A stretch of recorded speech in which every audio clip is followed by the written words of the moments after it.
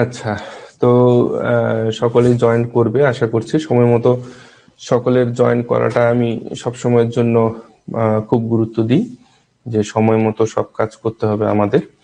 আচ্ছা, এখন তোমাদেরকে গতকালকের যে হোমওয়ার্কটা দিয়েছিলাম, সেই হোমওয়ার্কটা তোমাদের কার কি অবস্থা একটু বলো দেখি।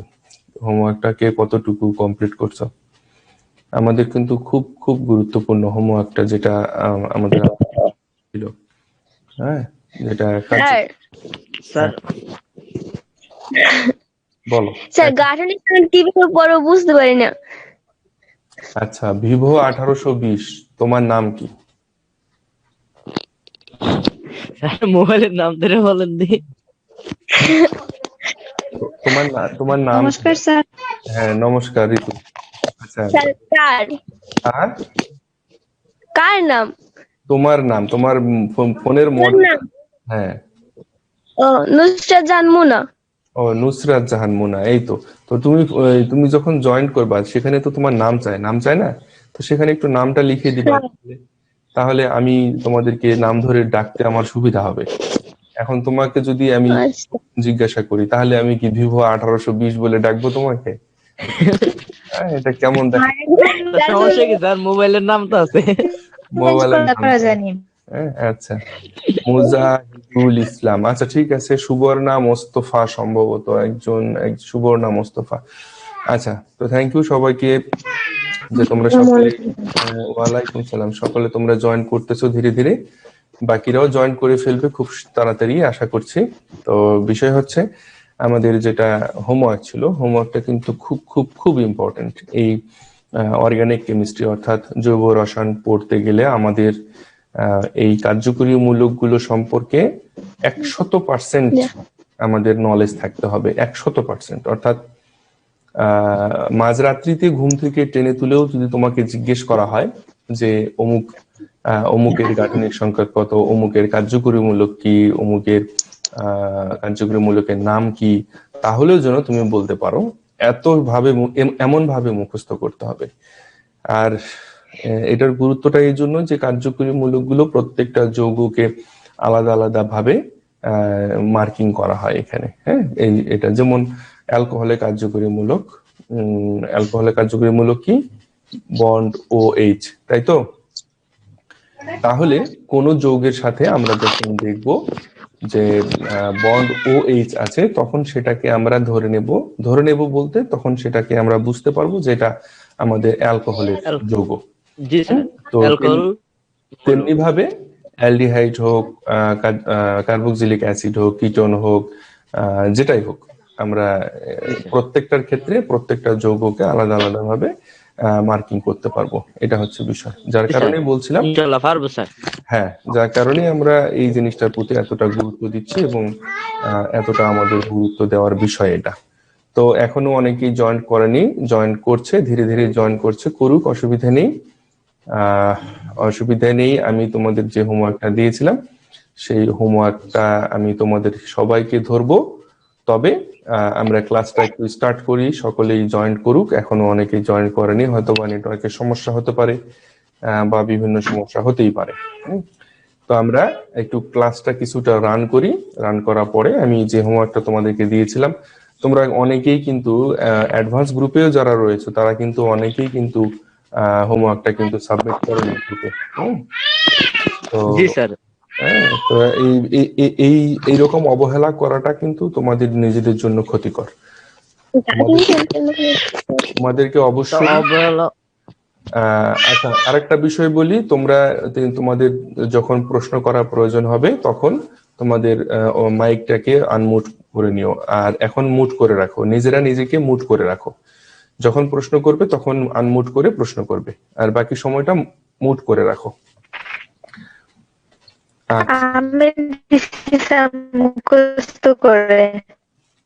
হ্যাঁ, মুখস্থ তো ধরবো, অবশ্যই ধরবো। আমি চাইছি তোমাদের যারা পড়াশোনা করনি তাদেরকে লজ্জা দিতে মানে হচ্ছে আরো সকলে জয়েন করুক, সকলের সামনে লজ্জা পেতে হবে।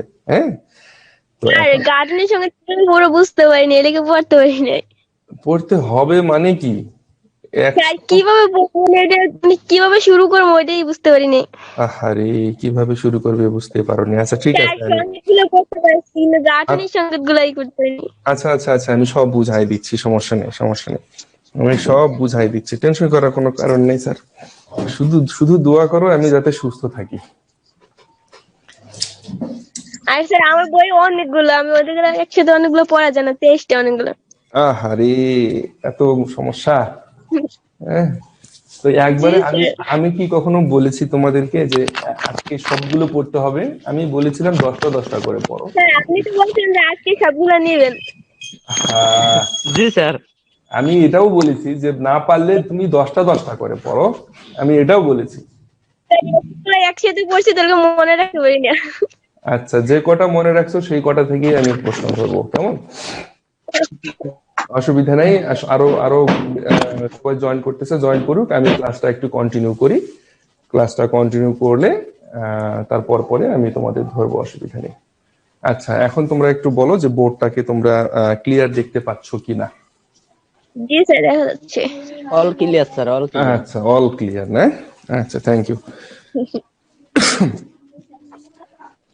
তো আজকে আমার যতটুকু মনে পড়ে যে আজকে তোমাদের আলোচনা হওয়ার কথা ছিল নামকরণের, ইউপ্যাক পদ্ধতির যে নামকরণটা আছে সেই নামকরণটা, তাই না? জি স্যার। ইউপ্যাক পদ্ধতির যে নামকরণটা সেই নামকরণটা স্যার সুবর্ণা বলছে স্যার ওর ওখানে একটা প্রবলেম, ও কথা কিছু শুনতে পাচ্ছে না স্যার। আচ্ছা, আমি কিছু শুনতে পাচ্ছে না। সুবর্ণা মোস্তফা, আমার এখানে নেট প্রবলেম অনেক, আমি আপনার কথা কিছু শুনতে পারতেছি না, আটকে আটকে কথা আসতেছে। আচ্ছা, আশা করছি নেটওয়ার্ক ছেড়ে দেবে। আর তোমাদের জন্য যে ফ্যাসিলিটিসটা আমি রেখেছি সেটা আমি তোমাদেরকে বলি, বা আগেও বলেছি যে আমার প্রত্যেকটা ক্লাস রেকর্ড থাকে, টেনশন করার কোনো কারণ নেই। এই রেকর্ড ক্লাসগুলো আমি গ্রুপে দিয়ে দেব, এবং গ্রুপের কোন জায়গায় কিভাবে তোমরা এই রেকর্ড ক্লাসগুলো পাবে আমি তোমাদেরকে সে ওয়েটা বলে দেব, ঠিক আছে? যাতে তোমাদের এই রেকর্ড ক্লাসগুলো খুঁজে পেতে আর কোনো প্রবলেম না হয়।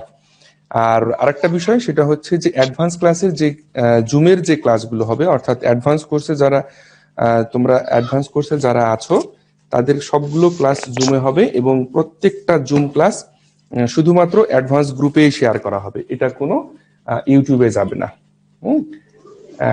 এই আপাতত 7 দিনের জন্য ওপেন করে দিয়েছি আমি সবার জন্য, যারা যারা ক্লাস করতে চায় অ্যাডভান্স কোর্সের, যে অ্যাকচুয়ালি এখানে কিরকম ক্লাস হচ্ছে না হচ্ছে এই বিষয়গুলো। তো তোমরা এই বিষয়গুলো জাস্টিফাই করে দেখতে পারো যে এখান থেকে তোমরা উপকৃত হতে পারবে কি পারবে না অ্যাকচুয়ালি। এবং আগামী বৃহস্পতিবার পর্যন্ত এই অ্যাডভান্স কোর্সটা সবার জন্য উন্মুক্ত থাকবে। তারপর থেকে আমি যারা অ্যাডভান্স কোর্সে জয়েন্ট হয়েছো তাদেরকে নিয়ে সাব্বির ভাইয়া ভালো আছেন ভাইয়া? আলহামদুলিল্লাহ ভাই, আপনি কেমন আছেন ভাইয়া? আচ্ছা, তোমাদের এই জি যে আলহামদুলিল্লাহ ভালো এই আছি। জিনিস না, আমি যখন কথা বলছি তার মধ্যে কথা বলাটা ঠিক হবে না তোমাদের। Sorry sir. হ্যাঁ, আমি যখন কথা বলছি তার মধ্যে কোনো কথা তোমাদের বলা ঠিক হবে না। আচ্ছা, বিষয়টা হচ্ছে এরকম, দেখো তোমরা এখন বড় হচ্ছ, তোমাদেরকে কিছু ম্যানার শিখতে হবে, ম্যানার যেটাকে বলা হয় শিষ্ঠা। হ্যাঁ, আমি তোমাদের কথা বলছি, আমি তো তোমাদেরকে কোনো কোশ্চেন করার পারমিশন দিইনি। এখন তোমরা তোমাদের মধ্যে যদি কথা বলো এটা একটা ম্যানারলেস বিষয় দাঁড়াবে। তো যাই হোক, সরি স্যার।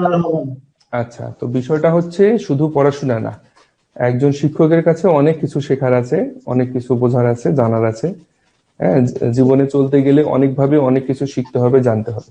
শুধু পড়াশোনা করলেই ভালো ভালো রেজাল্ট করলেই তাকে ভালো স্টুডেন্ট বলে না, সবকিছু শিখতে হবে, সবকিছু জানতে হবে। ওকে স্যার আমার কিছু কোশ্চিন আছে কার্যকরী মূলক নিয়ে। কার্যকরী মূলক নিয়ে যত কোশ্চেন আছে সেগুলো আমরা কিছু সময় পরে শুনবো, এবং কার্যকরী মূলক নিয়ে যেগুলো আমাদের হোমওয়ার্ক ছিল সেগুলো নিয়ে আমরা আলোচনা করব। তার আগে আমরা একটু ক্লাসটা একটু মুভ করে নিই, কেমন? আচ্ছা, তো আজকের আমাদের যেটা আলোচনার বিষয়, আমরা গতকালকে পর্যন্ত পড়েছিলাম যে দুইটা পদ্ধতি নিয়ে আলোচনা করেছিলাম, সাধারণ পদ্ধতি এবং উদ্ভূত বা জাত পদ্ধতি। আর আজকে আমরা আলোচনা করব ইউপ্যাক পদ্ধতির যে নাম। আমরা ক্লাসটা কিছু সময় রান করি, রান করার পরে তোমাদের যত কোশ্চেন আছে সব কথাই আমরা শুনবো।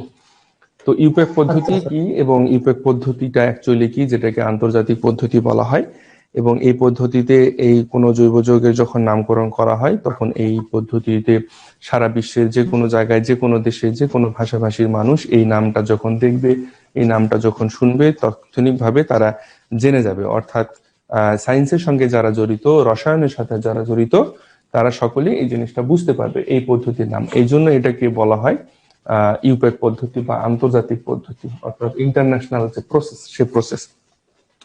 আচ্ছা, এখন সাধারণত আমরা ইউপ্যাক পদ্ধতিতে হ্যালোজেনো অ্যালকেন, যেমন হ্যালোজেনো অ্যালকেন যদি বলি তাহলে দেখো আর বন্ড এক্স, এইটাকে আমরা বলতে পারবো হ্যালোজেনো অ্যালকেন। এইটা হচ্ছে আমাদের কি আর বন্ড এক্স, হ্যালোজেনো অ্যালকেন। তো ঠিক আছে। আর যদি আমরা নামকরণ করি, যেটা তোমরা পড়ে আসছো, আর বন্ড ও এইচ, এটা কি অ্যালকোহল, তাই না? আচ্ছা, আর বন্ড সি এইচ ও, এইটা হচ্ছে আমাদের অ্যালডিহাইড। তারপরে আমাদের আর বন্ড সি ও বন্ড আর, এইটা হচ্ছে আমাদের কিটোন। আচ্ছা, তারপরে যদি অ্যামিনের কথা বলি, অ্যামিন হচ্ছে আমাদের আর বন্ড NH2। তারপরে যদি আমাদের জৈব অ্যাসিডের কথা বলি, সাইটে বাংলাটা লিখে দিলে আমাদের সকলের সুবিধা হবে। আমি তো বুঝতেছি, সকলে বুঝতে পারবে তাহলে। কি সমস্যা বলো তো সাব্বির? মানে আপনি যে বলিচ্ছেন যে কার্যকরী মূলকের সঙ্গে দিচ্ছেন, সাইডে যদি আপনি গাঠনিক মানে নামটা যদি দেন বাংলায়, তাহলে সবাই আরো বুঝতে পারবে স্যার। সবার সমস্যা সবাই বলবে, যার সমস্যা সে বলবে কথা। সবার কথা একজনকে তোমার দায়িত্ব দেওয়া হয়নি। যার সমস্যা, যার প্রবলেম, আমি মাইক ওপেন করে রাখছি, সে নিজে মুখে বলবে। এটা বলতে স্যার আমার শিখতে হবে, সমস্যা হলো তাই বললাম। এটা বলতে শিখতে হবে। স্যার আমার এই জিনিসটা সমস্যা হচ্ছে, এটা সবাইকে শিখতে হবে। যার যার সমস্যা তাকে নিজে বলতে হবে, স্যার এই জিনিসটা একটু বলেন, স্যার আমার এই জিনিসটা সমস্যা আছে, আরেকবার রিপিট করেন, অথবা এই জিনিসটা এভাবে লিখলে ভালো হবে। ঠিক আছে? যার যার সমস্যা সে বলবা। ক্লিয়ার? আর এগুলা তোমরা পড়ছো কেন? তোমাদেরকে পাশে লিখে দিতে হবে আমার এগুলা? বলো। তোমাদেরকে আমি জি স্যার, পড়তে পড়ছি স্যার বলছিলাম, এগুলা। তোমরা পড়োনি, এগুলার নাম তোমরা জানো না। জি স্যার। হ্যাঁ স্যার, আমার জানি, সমস্যা নেই। তাহলে ঠিক আছে, আপনি বলেন। তাহলে কেন এই কথাটা আসবে? এগুলো তো তোমরা নাম পড়ছো, তোমাদেরকে আমি পড়তে বলছি। আর যদি না পড়ে থাকো তাহলে চুপ করে থাকো। তোমাদেরকে পড়তে বলছি, তোমাদেরকে আমি হোমওয়ার্ক দিয়েছি, তোমরা যদি না পড়ো আমার এখানে কিছু বলার নেই তো। আচ্ছা, ভালো করে শোনো। জৈব অ্যাসিড, এটা হচ্ছে আমাদের অ্যামিন। এরপরে আসবে আমাদের জৈব অ্যাসিড। এই যে আর বন্ড COOH, বন্ড COOH, তোমাদেরকে আমি পড়তে বলেছি। এখন যদি তোমরা না পড়ো, স্যার আমি তো জানি না, তাহলে তো হবে না, তাই না? পড়তে হবে, জানতে হবে, পড়ার আগ্রহ থাকতে হবে। আচ্ছা, তো এখন এইটা হচ্ছে আমাদের জৈব অ্যাসিড আর বন্ড COOH। এবং এইভাবে আমাদের কি হয়, সাধারণত এক বা একাধিক যে কার্যকরী মৌলগুলো থাকে, এই কার্যকরী মৌলযুক্ত জৈব যৌগের নামকরণের বিভিন্ন নিয়ম রয়েছে, যে নিয়মগুলো নিয়ে আমরা এখন আলোচনা করব। তো প্রথমে আমাদের নামকরণের যে নিয়মটা আসবে, সেই নিয়মটা হচ্ছে অ্যালকেনের নামকরণের নিয়ম। আমরা অ্যালকেন এর নামকরণের নিয়ম শিখব। অ্যালকেন, অ্যালকেন এর নামকরণের নিয়ম। তো অ্যাকচুয়ালি অ্যালকেন এর সাধারণ সংকেতটা কি? অ্যালকেন এর সাধারণ সংকেত হচ্ছে CnH2n+2। আচ্ছা, এটা হচ্ছে আমাদের অ্যালকেন এর সাধারণ সংকেত। তোমাদের মাইকগুলা নিজেরা মিউট করে রাখো। যখন প্রশ্ন করবে তখন মাইকটাকে অন করে প্রশ্ন করবে, আবার মিউট করে রাখবে। আমি সাউন্ড পাচ্ছি, এক্সট্রা সাউন্ড পাচ্ছি। আচ্ছা, এখন ডিস্টার্ব করতেছে। আচ্ছা, এইসব শিখতে হবে, এইসব জানতে হবে, না জানলে হবে না তো। শেখার আছে অনেক কিছু। আচ্ছা, সুবর্ণ বলছে আমার এখানে নেটওয়ার্কের সাথে প্রবলেম হচ্ছে। আচ্ছা, এখন দেখো, তো সাধারণত আমরা কিন্তু জানি যে অ্যালকেন এর জন্য আমাদের সাধারণ সংকেত হচ্ছে CnH2n+2।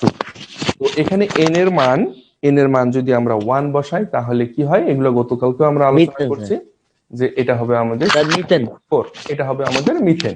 আচ্ছা, মিথেন। এরপরে n এর মান যদি আমরা 2 বসাই তাহলে হবে এখানে C2 এবং 2 দুগুণে 4 আর 2 6, তাই না? 2 দুগুণে 4 আর 2 6। তখন এটার নাম হবে কি ইথেন।